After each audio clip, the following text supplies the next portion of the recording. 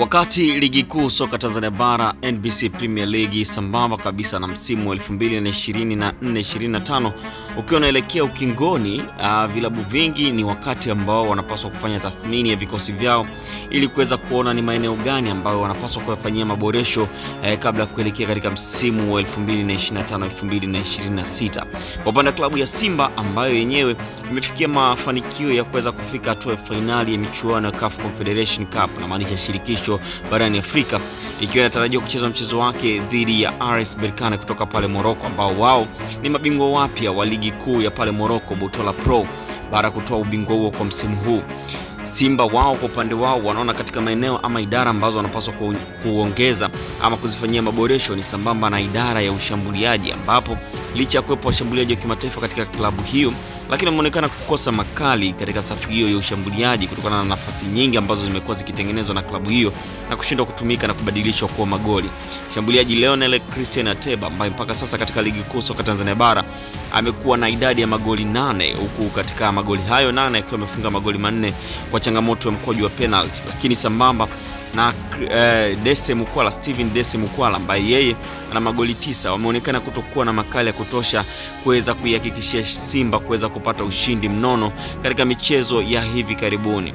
Klabu ya Simba mezani kwao jina la Jonathan Sowa, mshambuliaji wa klabu ya Singida Black Stars, limekuwa likigonga vichwa vya habari, ama pia katika orodha yao wamekuwa wakimweka kama kipaumbele cha mojawapo kati ya washambuliaji ambao wanapaswa kuongezwa kwa ajili ya kuongeza nguvu katika kikosi chao. Lakini kumekuwa na changamoto kutokana na ushindani uliopo baina ya watani wa jadi Simba na Yanga, ambao wote kwa pamoja wamejikuta wakitaka kuwania saini ama huduma ya mshambuliaji huyo raia wa Ghana ambaye amejiunga na klabu ya Singida Black Stars kutokea klabu ya Al Nassr ya pale Libya. Kwa upande wa Simba inaelezwa kuwa mezani wameweka ofa nono ya shilingi milioni 460 kwa ajili ya kuweza kumnasa mshambuliaji huyo raia wa Ghana, lakini pia wameweka ofa ya mshahara wa shilingi milioni 38 kwa mwezi. Haijajulikana kama ofa hiyo itakubaliwa na management ya Jonathan Sowa ama itakuwaje, lakini kwa upande wa Yanga wao wameweka ofa ya milioni 341, ambapo katika ofa hiyo ya signing fee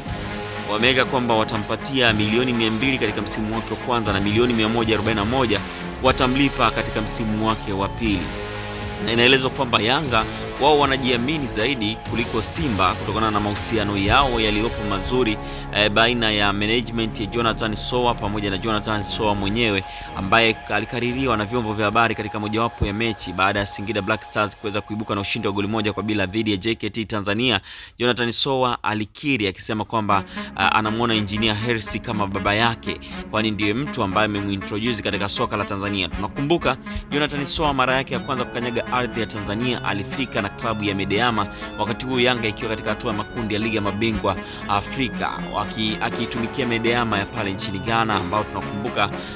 katika mchezo huo wa pili alipata kadi nyekundu na timu hiyo ya Medeama kuchezea kichapo cha magoli 3-0. Lakini kwa sasa tunaangalia ni wapi Jonathan Sowa atakwenda kuibukia